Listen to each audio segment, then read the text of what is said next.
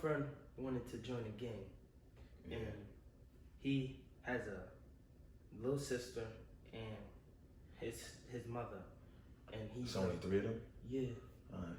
He's the only man in the house. Yeah. And I was thinking about how to tell him that that's not, That's not the best move. That's not the best move for him. But I don't know how to. A lot of times, young men, they be looking for acceptance. You know what I'm saying? And I think how you put it to him? Loyalty. To me, when a dude joins a gang, especially when he's the man of the house, he might not be the man of the house as in paying the bills, but he's the man in the house. He has to think about where his loyalty lies. Because at the end of the day, his job as an older sibling, as the man of the house, is to take care of his sister and to help his moms the best way he can. If he get locked up, that means he just threw his sister and his moms to the wolves. Cause ain't nothing worse than being in a cell 6x9 and get a phone call that your little sister done met a dude who's beating up on her and disrespecting his mother, and he can't do nothing. So now he need to figure out where his loyalty lies. Does it lie with your peoples and your homeboys, or do it lie with your mother and your baby sister?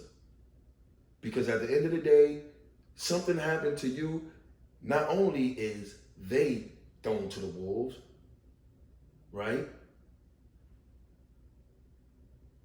You are now a burden on them because they're not going to leave you in there for dead. So now they got to come visit, send you money. I mean, that's what's problem with the young kids today. They don't know what's loyalty. What is loyalty? All right, boom. Say he do join the gang. This is how you put it to him. Say, dude, what happens to your moms and your little sister if you do something and get locked up? So say he got a rep for the gang. Say, because sometimes things happen like this dude got in a beef with that dude because he don't like him because the girl he likes that boy. So he mad, he want to fight and kill that boy because the girl that he's infatuated with is in love with that boy. So he gets tight and he's ready to kill him for that. You understand what I'm saying? So then it starts to look like now you are friends with him, right? So now you looking at it like, yo, this ain't even worth killing. Like, you ready to kill him, you ready to, and now that's your crew, so you gotta roll with the rush. Even though it's stupid. So now, because of somebody else's stupid decision, you're gonna risk your freedom and leave your sister and your mother for dead? Ain't none of them dudes in the Bloods, none of them dudes is going to see your mom. None of them is going to say hi to your sister. None of them is going to make sure your sister and your mom's is good if they need extra money. No. And dudes need to stop doing every man. This is an unwritten rule. Every man do his time by himself. Period. You rarely get a dude to come. You rarely get a dude to send you money. Rarely. You might get a phone call. That's about it. You know who take care of you? The woman you with when you get locked up, and your mother. That's who take care of you. F the woman you with is loyal. Because most of the time, they're like, all right. When it comes to women, if you get locked up as a man, taking care of your family, your woman's supposed to hold you down. Because you was taking care of family. But if you get locked up running street, she has the option to say, that's on you. I don't want to deal with that. It wasn't like you was handling business for the household. You was out here running around with the street, so I let it be. But that's how you put it to him. It's about where his loyalty lies. Where your loyalty lie, though? Your loyalty lie with your friends in the street or with your mom and your little sister? Because once you get locked up, and you give it to him raw, because I grew up in group homes, and I was told, we used to get real mad when our dudes used to flip and go to jail, big boy jail. I was in juvenile jail. We used to get mad when a dude used to flip and go to big boy jail. We'd be in a group home flipping, like, yo, y'all just got boys. And they used to sit us down and be like, that's your boy? We used to be like, yeah, that's your brother, yeah. Well, if they ain't your brother, why you ain't tell him the truth up jump?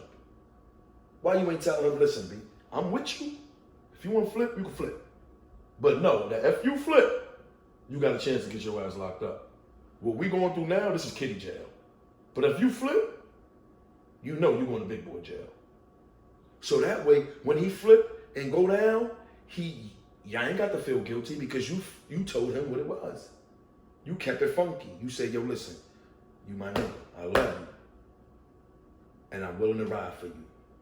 But I'm going to let you know something. When we ride and this happens, you know you can face this, right? Let me tell you a story. One time, you know, in a crew of dudes, y'all got guns. Y'all tend to keep the guns at whoever's a bachelor house.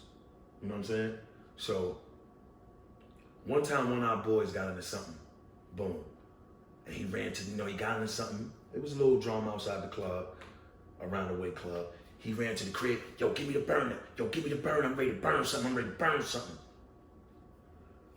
And the dude who held the burners for the clip was a real dude.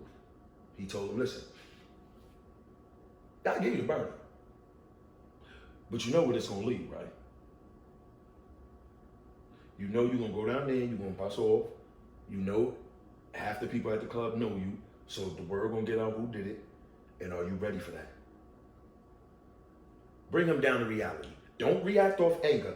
Bring him down to reality. Let him know. All right, listen, I'm gonna give you the ratchet. I'm not gonna say no. Here go the ratchet right here. But just know when you take that and run out there, know what's on the other end of that ratchet. Know once you let it go and all that, because you mad, when you calm down, then you gotta deal with reality. It's about loyalty, letting your man know. You let him know. Listen, I love you, you my boy. I feel like you getting down with a gang, you don't need a gang. Gang is for people who need acceptance, who need protection. You don't need a gang. If you confident in yourself as a young man, you don't need a gang. I told you, I used to tell you that, dog. Why you can't be the smart, cool kid? That's who I was. I was cool with all the gang members, all the street dudes, but I was going to class. You're bugging. You're not going to have me sitting out here looking crazy in the face. No, because I know at the end of the day, I don't want that life.